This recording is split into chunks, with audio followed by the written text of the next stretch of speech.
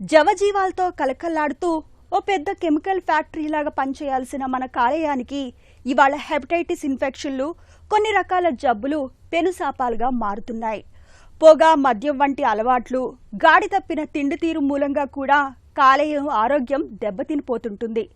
కొన్ని సందర్భాల్లో ఇన్ఫెక్షన్లు తీవ్రమై కాలేయం పూర్తిగా నిర్వీర్యం అయిపోతుంటుంది. లివర్ సిర్రోసిస్ అలాంటిదే.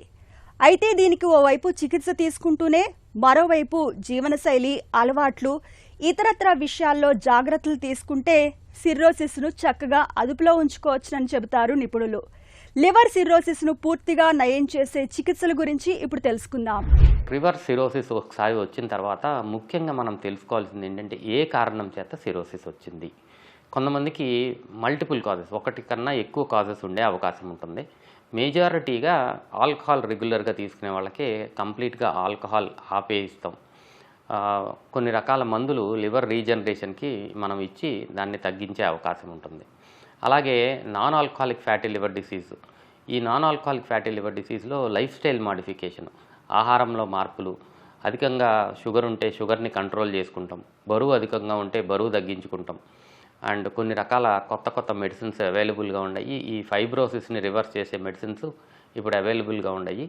ఇవన్నీ కలిపి చేస్తే ఈ సిరోసిస్ ఆఫ్ లివర్ రివర్స్ అయ్యే అవకాశం వీళ్ళల్లో ఉంటుంది.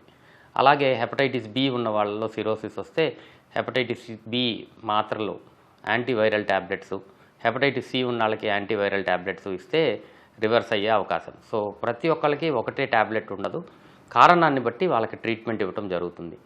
జనరల్గా మిడిల్ ఏజ్డ్ ఫీమేల్స్లో మనం ఆటో ఇమ్యూన్ హెపటైటిస్ అనేది కూడా అర్లీ స్టేజ్ ఆఫ్ సిరోసిస్లో మనం దానికన్నా ముందు కనిపెట్టగలిగితే కంప్లీట్గా రివర్స్ చేసే అవకాశం ఉంటుంది. వీళ్ళకి ఇనీషియల్ స్టేజ్లో స్టీరాయిడ్స్, దాని తర్వాత ఇమ్యూనోమాడ్యులేటర్ మెడికేషన్స్, ఈ కాంబినేషన్లో ఈ సిరోసిస్ని రివర్స్ చేసే అవకాశం. సో కారణాన్ని మనం కనిపెట్టి దానికి స్పెసిఫిక్గా ట్రీట్మెంట్ ఇస్తే సిరోసిస్ రివర్స్ అయ్యే అవకాశం ఉంటుంది.